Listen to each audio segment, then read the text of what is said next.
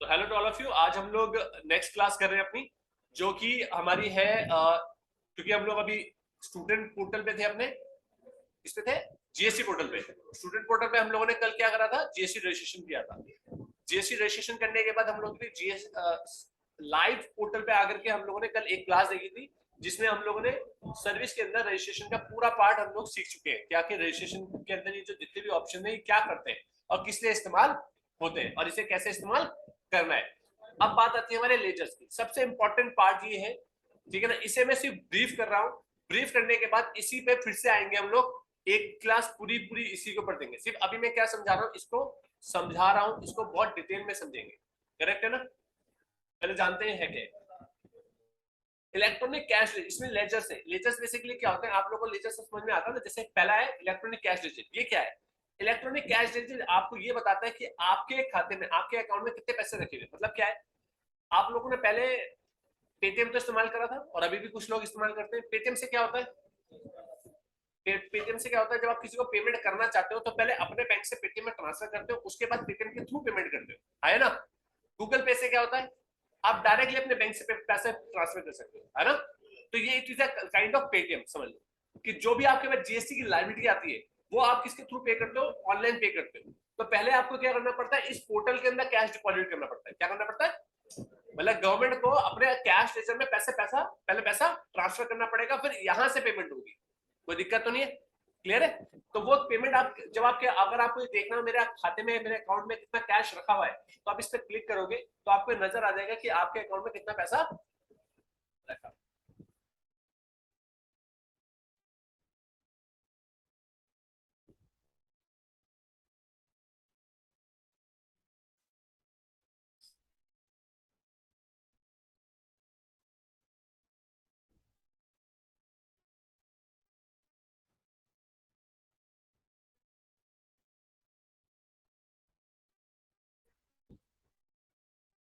चल रहा है, फिर से कर दे लोगे।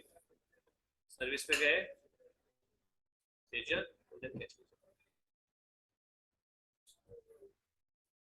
हमारा कैश रेजर खुल गया। अभी हमारे कैश रेजर में कितने रखे हुए, 444 रुपीज।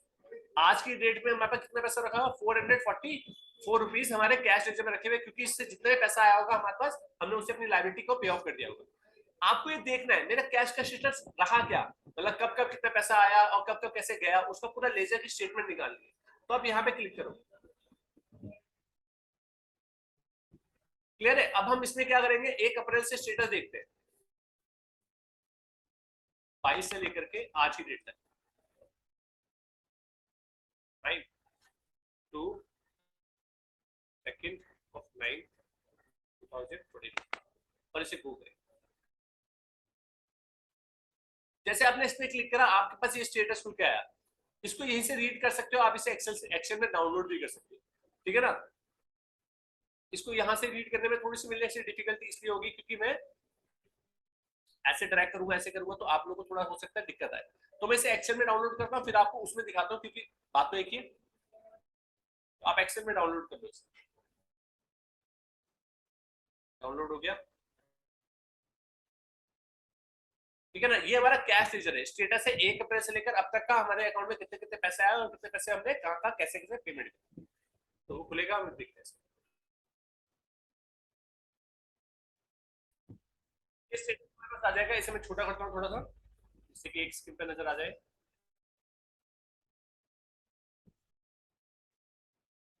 इसको मैं थोड़ा सा सेट कर देता हूँ पहले।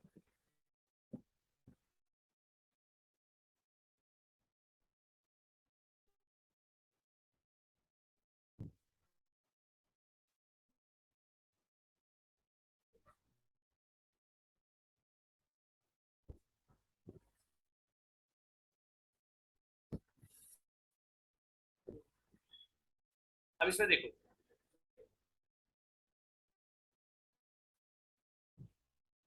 और यहाँ पे भी लगा देता हूँ फिल्टर। 1 मिनट दो मुझे बस। हाँ देखो,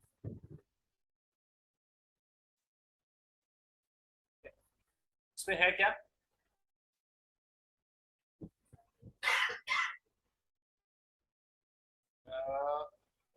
एक मिनट हमारे पोर्टल में देखो। पोर्टल में से देखो, देखो डेट ऑफ डिपॉजिट, मैंने जो पैसा डिपॉजिट करा, कुछ नहीं डिपॉजिट करा, मेरा ओपनिंग जो था, ओपनिंग मेरे खाते में कुछ नहीं रखा हुआ था, यहाँ पे दिख रहा है मेरे अकाउंट में कितने रखे हुए थे, अच्छे रखे हुए थे, बैलेंस रखा हुआ था मेरे पास, सीजीएसटी कितना रखा था 25,000, एचजीएसटी 25,000, टोटल मेरे खाते में कितना पैसा रखा हुआ था 50,000 रुपए मेरे अकाउंट में थे 1 अप्रैल की तारीख, 1 अप्रैल में। उसके बाद हुआ क्या, उसके बाद हुआ क्या, मेरे अकाउंट में और पैसे आए, मैंने और पैसे जमा करे, कितने 47,500 और जमा करा, ठीक है ना, क्योंकि देखो यहाँ पे ना क्रेडिट हुआ ना, यहाँ पे लिखा हुआ, तो मैंने इसमें कैश जमा करा। अब वो क्यों जमा करा, वो जरूरत होगी मेरे को पेमेंट करने की, टैक्स जमा करने की जरूरत होगी, इस वजह से मैंने जमा करा। तो मैंने ये मेरे पास रेफरेंस नंबर आया 11/4/22 को, इतने बजे इस तारीख को मैंने इस रेफरेंस नंबर के अकॉर्डिंग इतना पैसा मैंने डिपॉजिट करा, तो मेरे अकाउंट में इतने क्रेडिट और हुए, करेक्ट है ना, तो मेरे अकाउंट में कितना पैसा हो गया 1,45,000, सीजीएसटी और एसजीएसटी के फॉर्म में मेरे पास इतना पैसा आ गया। उसके बाद मैंने क्या करा, अपने अकाउंट से कुछ डेबिट करा, मतलब मेरे अकाउंट से मैंने क्या करा था, हुआ क्या था कि मुझे ना आईजीएसटी की लायबिलिटी आ रही थी मेरे पास, कैश, क्या कैश जमा करना था मुझे, पेमेंट करनी थी आईजीएसटी में, करेक्ट है ना, लेकिन मेरे पास आईजीएसटी जब कैश रखा हुआ है तो मैं पेमेंट कैसे करूं, रखा हुआ कोई है, और सीजीएसटी एसजीएसटी में एक्सेस कैश रखा हुआ था, करेक्ट है ना, तो मुझे 32,000 रुपीज चाहिए थे आईजीएसटी में, किसमें चाहिए थे, तो मैंने वो 16,000 पे यहाँ से डेबिट और क्रेडिट कर दिया, एक एंट्री पास कर, इसी में इसी पोर्टल में एक ऑप्शन होता है जिसमें आप अपने एक टैक्स से दूसरे टैक्स में आप पैसा ट्रांसफर कर सकते हो। तो मैंने 16,000 सीजीएसटी से 16,000 एचजीएसटी से ट्रांसफर करके किसमें ले आया, मैं इसे आईजीएसटी में ले आया, करेक्ट है। तो यहाँ पर क्या हुआ, यहाँ से कम हो गए, यहाँ पे डेबिट हो गए, है ना, और यहाँ पर क्रेडिट हो गए, यहाँ से तो मेरे अकाउंट से कट गए और यहाँ पर बढ़ गए, तो फाइनली मेरी फिगर ये आ गई 32,000 मेरे पास क्या हो गया, आईजीएसटी 56,500 ये 56,500 ये, स्टेटस वही है 1,45,000 ही मेरे पास कैश रखा हुआ है, कोई दिक्कत तो नहीं इसमें। अभी कहाँ करा मैंने, अभी मैंने पेमेंट नहीं करी है, अभी मैंने क्या करा है, अभी अभी मैं इस वाले केस में मैंने करा क्या है,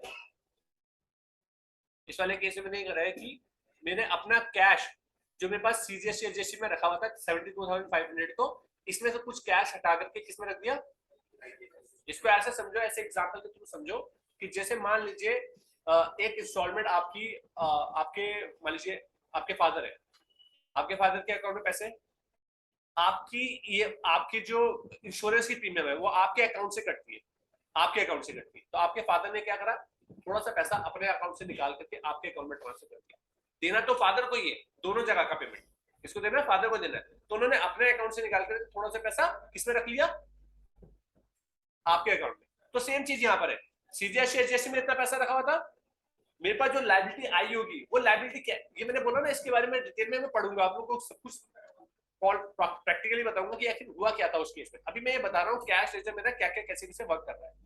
मैंने क्या करा, इसमें से कैश थोड़ा सा हटा करके यहाँ पे रख दिया, ठीक है ना, ट्रांसफर कर दिया आईजीएसटी में, तो मेरा फाइनल स्टेटस क्या आया, किस तारीख को 25/4 को मेरे पास फाइनल स्टेटस आ गया कि मेरे पास इतना इतना पैसा मेरे अकाउंट में रखा हुआ है।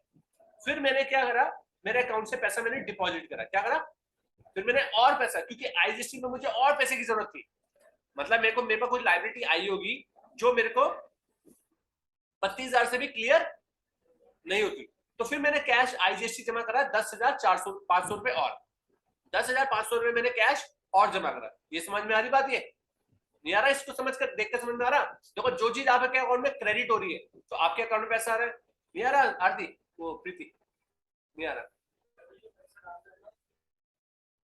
क्या हुआ, और नहीं आ रहा तो डाउट, हाँ ऑनलाइन पैसे करते हैं, किसी को और को नहीं समझ में आ रहा तो मुझे बताओ क्या हुआ, आ रहा है कि नहीं आ रहा है, नहीं आ रहा, बस पैसा तो ट्रांसफर कर रहा हूँ मैं, अपने अकाउंट में पैसे रख रहा हूँ। अब क्यों रख रहा हूँ, इसकी वजह तब जानी जाएगी जब मैं लायबिलिटी वाला लेजर भी आपको दिखाऊंगा कि मेरे पास ये लायबिलिटी थी, इसकी वजह से हुआ। अभी हमें उसको जाने की जरूरत नहीं है, अभी हम सिंपल प्लेन सिंपल ये समझ रहे हैं, एक लेजर के बारे में जान रहे हैं कि इस लेजर में हो क्या क्या रहा है, इसको रीड करना है तो कैसे करना है। रीड करने के लिए बड़ा तरीका देखो, बड़ा सिंपल, वैसे तो ये स्टेटमेंट लिख भी रहे हैं कि जब हमारे अकाउंट में पैसे जमा हो रहे हैं तो यहाँ पर क्रेडिट हो रहा है तो इसका मतलब हमारा बैलेंस बढ़ रहा है, और जब डेबिट होगा तो क्या होगा, हमारा अकाउंट कम हो रहा है।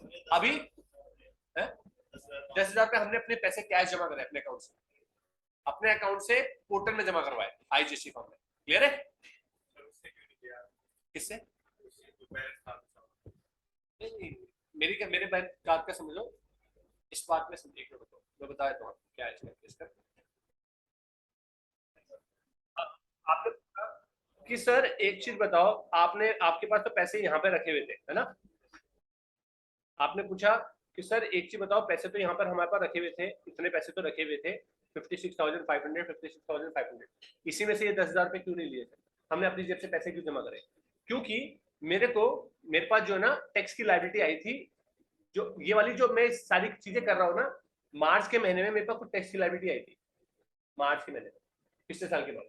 ये अप्रैल में हो रही है ना सारी बातें, अप्रैल में हो रहा है ना ये सारी चीजें। तो लास्ट क्वार्टर में लास्ट क्वार्टर में मेरे पास कुछ टैक्स की लायबिलिटी आई थी, करेक्ट है ना? उस टैक्स की लायबिलिटी को मुझे पे ऑफ करना था। क्या करना था? उस पे ऑफ करने में मेरे पास इनपुट सेट ऑफ करने के बाद, मतलब जब हम आपकी, जब ये तो पता है हमारे को कि जो भी हमारी लायबिलिटी आती है उसमें से पहले क्या माइनस होता है, हमारा इनपुट माइनस होता है ना? उसके बाद अगर हमें पेमेंट करनी होती है तब हम अपने कैश या बैंक डिपॉजिट करते हैं, है ना? तो लायबिलिटी को रिड्यूस करने के बाद, मतलब मेरे पास एक एक्स लायबिलिटी आई थी, उसके बाद इनपुट मैंने माइनस करा, तो मेरे पास वैल्यू बची थी 1,55,000। ये मेरे पास टैक्स की लायबिलिटी आ गई थी जमा करने की, करेक्ट है? इतनी मेरे पास टैक्स की लायबिलिटी थी। मेरी बात समझ आ रही? तो अभी मेरे पास कितने थे? 1,45,000 थे, जिसमें से ये मेरे लिए सक्षम थे इसको मैं पेमेंट करने के लिए, मतलब जो भी मेरी लायबिलिटी थी सीजीएसटी की, उतना मेरे पास कैश का अवेलेबिलिटी थी, एसजीएसटी की अवेलेबिलिटी उतनी थी, लेकिन मेरे पास कैश जो है आईजीएसटी कम पड़ रहा था, क्योंकि 32,000 नहीं पे करना था मुझे, 42,500 पे करना था, 500। मेरी बात समझ आ रही है? मेरे पास मतलब आईजीएसटी की जो लायबिलिटी आई थी कैश के फॉर्म में, वो कितनी आई थी? 42,500। तो मेरे को अपनी जेब से 10,500 रुपए और जमा करने पड़े। अगर मैं इसमें से कम कर देता तो जो मेरे पास सीजीएसटी की लायबिलिटी आई थी और एसजीएसटी, तो वो मैं पे ऑफ नहीं कर पाता। मेरी बात समझ में आ रही है? अब समझ में आया? अब क्लियर आया सबको समझ में?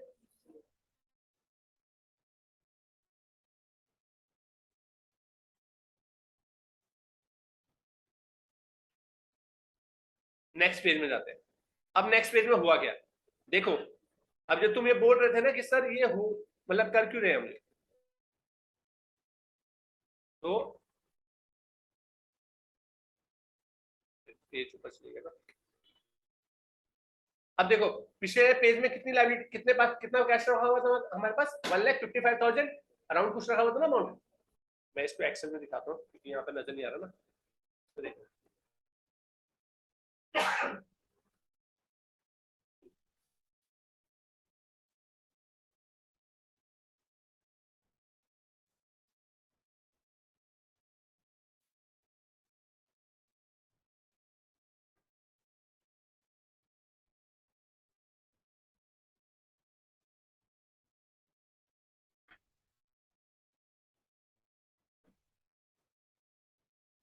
इसमें थोड़ी कॉम्प्लिकेशन ले रही है, इसमें देखते हैं। इसमें देखो ऊपर मेरे पास लाइबिलिटी कुछ रखा हुआ था वैल्यू, मैं इसे लिख लेता हूँ जिससे कि आपको नजर नहीं आ रहा ना, पीछे जाते हैं, फर्स्ट पेज पे जाते हैं। मैं फर्स्ट पेज पे गया और फर्स्ट पेज पे जाकर के मैंने यहाँ पे लिख लिया जिससे कि आपको ना नजर आ जाए। इसे मैं लिख लेता हूँ यहाँ पर कि मेरे पास आईजीएसटी कितना रखा हुआ,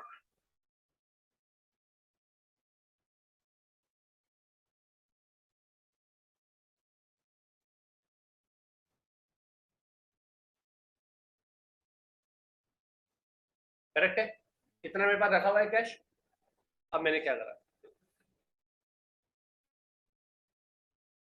सेकंड पेज पे मैं गया और सेकंड पेज पे मैंने जाके देखा, तो अब मेरे पास कैश कितना रखा हुआ है, देखो।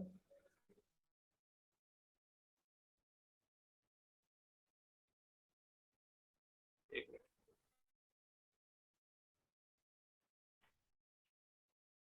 देखो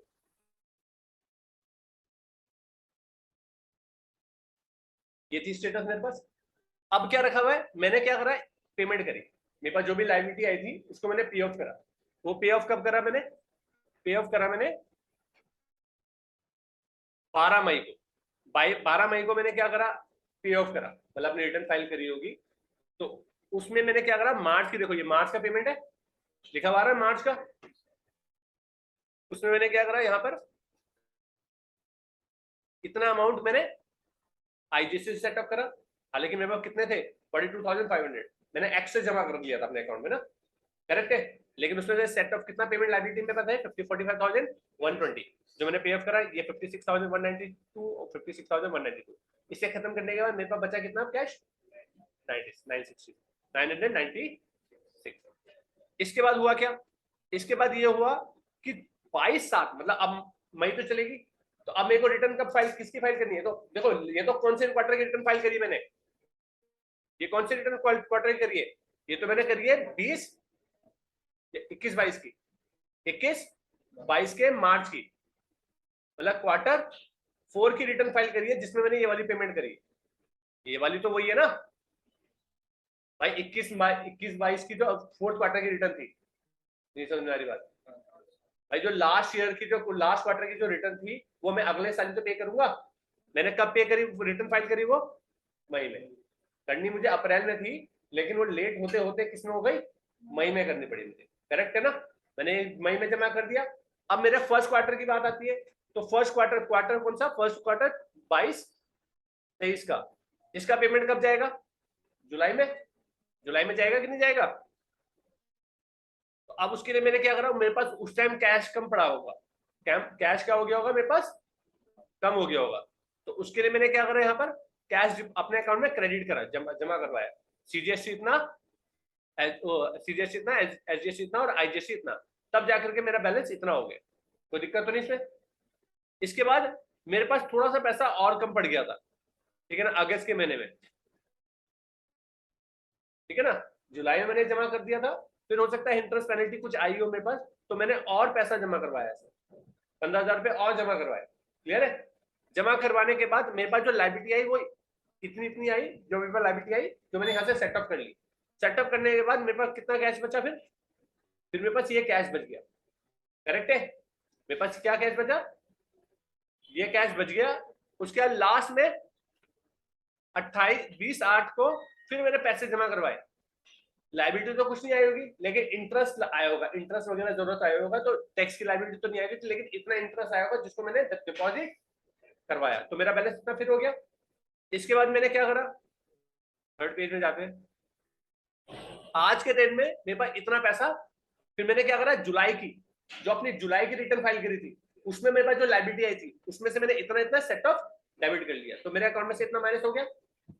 अब मेरे पास कितना पैसा रखा हुआ है मेरे अकाउंट में, इतना पैसा मेरे पास अकाउंट में रखा हुआ है।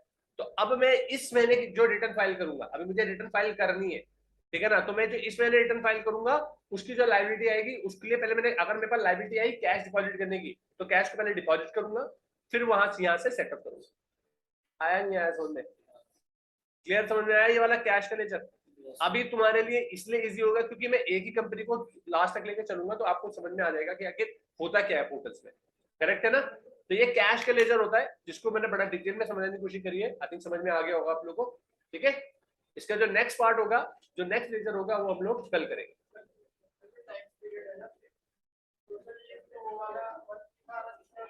हाँ नहीं, ये जिस महीने का हमने पे किया है, जिस महीने की रिटर्न हमने फाइल करी ना, जिस महीने का हमने पे किया है वो आ रहा है, जिस महीने पे किया है, जिस तारीख को पे करा है वो आ रही है, जिस टाइम पीरियड का पे करा है वो यहाँ पर आ रहा है।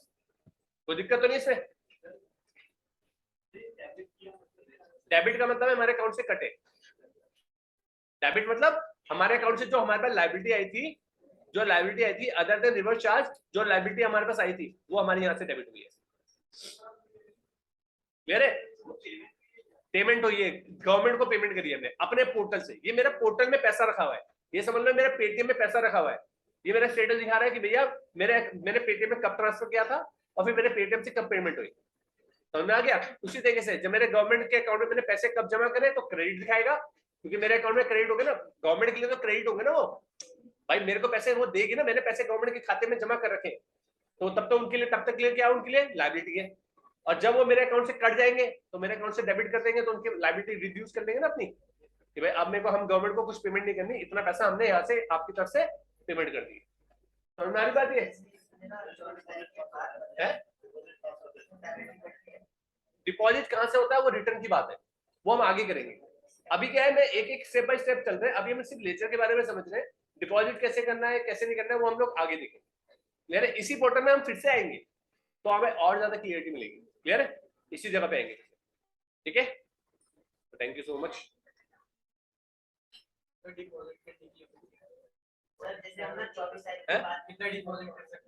कितने कर दो,